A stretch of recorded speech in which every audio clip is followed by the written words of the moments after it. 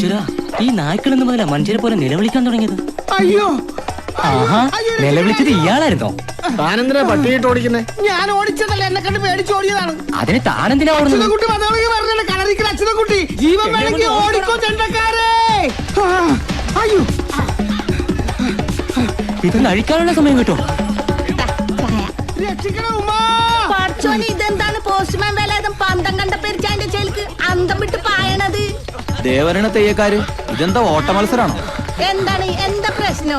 ഏതോ ആന മതകളേരുന്നുണ്ട്. അഴിച്ചു വെക്കാം. ഇങ്ങോട്ട് കയറല്ലേ. ഈ ഓല കണ്ടോ പനയോലാന്ന് വിചാരിച്ച ആന ചിലപ്പോ നമ്മളെ കടയിലോട്ട് കയറും. എവിടെ ആന? പഠിച്ചോന് വേലായുധന്റെ സൈക്കിള് പൊക്കിയിട്ടാണല്ലോ ആന വരുന്നത്.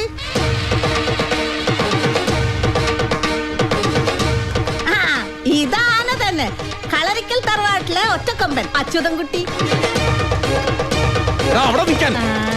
എന്താണാവോ പ്രശ്നം? എന്തായാലും വേലാതിന് തൂത്തുവാരിയിട്ട് അച്യുതൻകുട്ടി ഇന്ന് അടങ്ങും. വാ നമുക്കൊന്ന് പോയി നോക്കാം.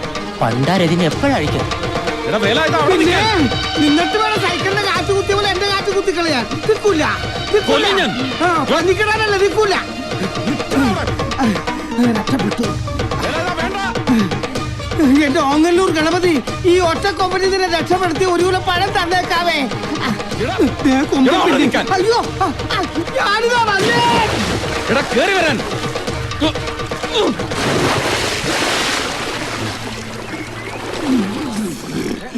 എന്റെ പൊന്ന അച്യുതൻകുട്ടി ചാടരുത്, എന്നെ മുക്കി കൊല്ലരുത്. കുഞ്ഞുകുട്ടി പരാധീനക്കാരനാണ്. പരാധീനം മാറ്റാൻ മാന്യമായ ഒരു തൊഴില് സർക്കാർ നിനക്ക് തന്നിട്ടില്ലേ? ഉണ്ട്.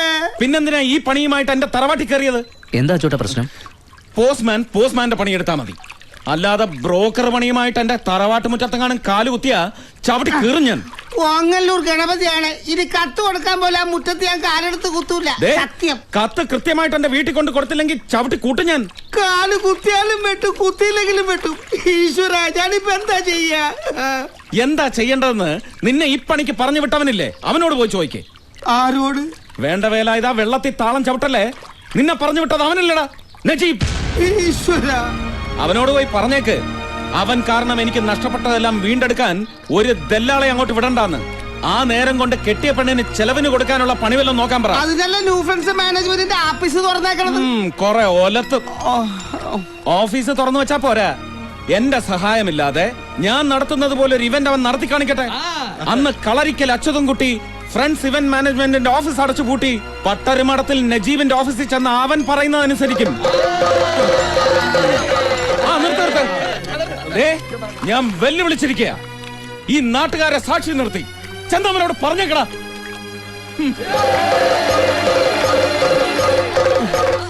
എന്റെ ഗണപതി ഭഗവാനെ, വഴിപാട് നേർന്ന ഒരു കൊല പഴയെത്തിക്കാൻ എനിക്ക് കുറച്ച് സമയം കൂടെ തന്നേക്കണേ. തനിക്കിത് വേണം.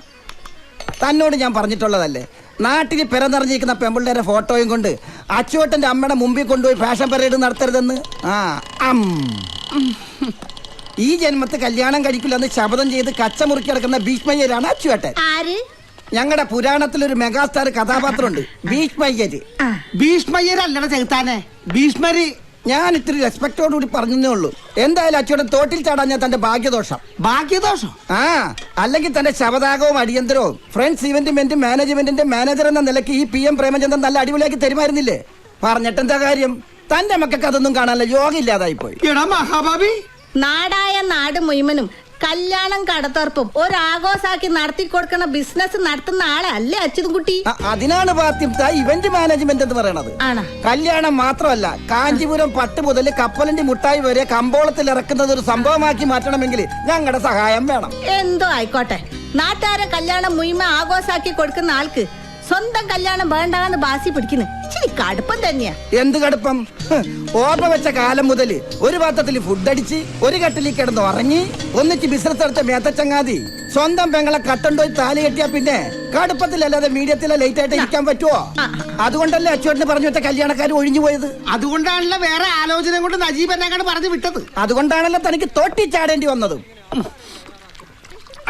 ഞാനെന്ത് പഠിച്ച് പെങ്ങളുടെ കല്യാണം കഴിഞ്ഞിട്ട് കെട്ടുള്ളൂന്നും പറഞ്ഞിരുന്നു. ഈ ഒറ്റക്കൊമ്പം വാശി പിടിച്ചിരുന്നപ്പോഴേ ഞാൻ പറഞ്ഞതാണ്, ദോഷജാതകമുള്ള പെണ്ണാണ്, ജാതകം തിരുത്തി എഴുതിക്കാന്ന്. കേട്ടില്ല.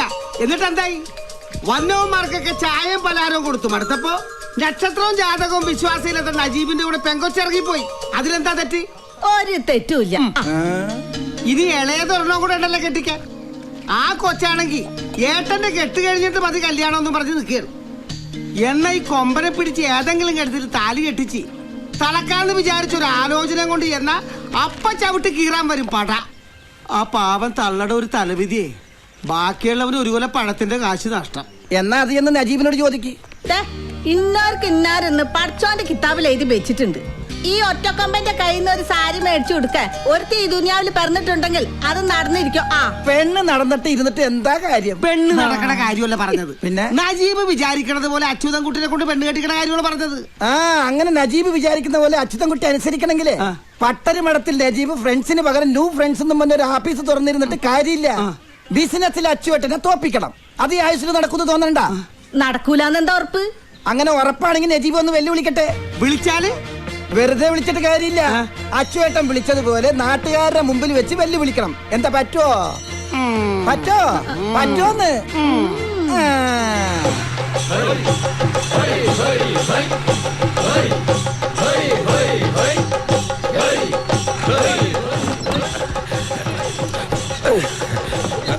മതി, ഇനി കൊട്ടൊക്കെ വെല്ലുവിളി കഴിഞ്ഞിട്ട് എല്ലാവരും ഇറങ്ങിക്കോ.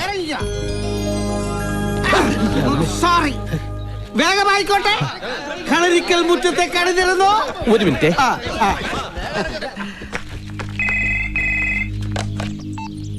ഹലോ ഹലോ, ആദരേത് ഞാനാ, CM. എന്താ CM? എവിടുന്നാ? അങ്കത്തട്ടിന്നാ.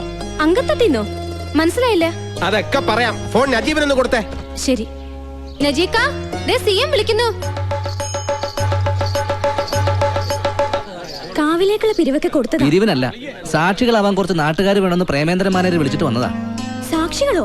എന്ത് സാക്ഷികള്? അതൊക്കെ പ്രേമചന്ദ്ര മാനേജറോട് ചോദിക്കണം.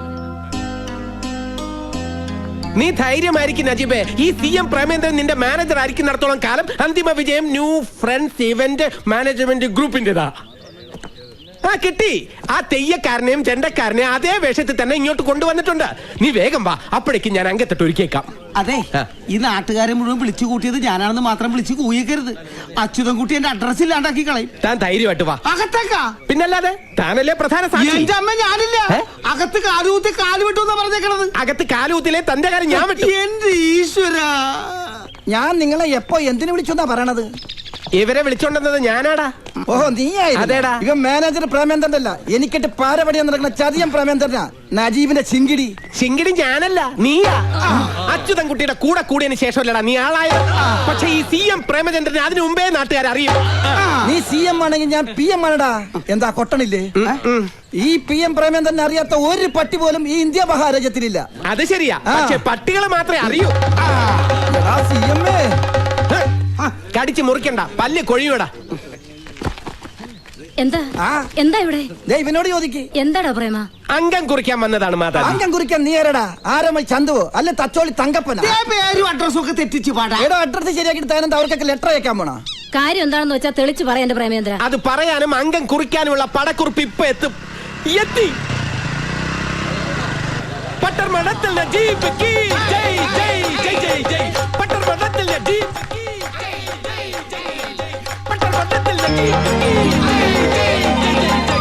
പട്ടർമഠത്തിൽ ഉറക്കെ വിളിക്കൂ. പട്ടർമഠത്തിൽ നജീബ് കീ ജയ് ജയ് ജയ് ജയ്. പട്ടർമഠത്തിൽ ഇങ്ങനെ പേടിച്ചാലാ? എന്താ ഇതൊക്കെ?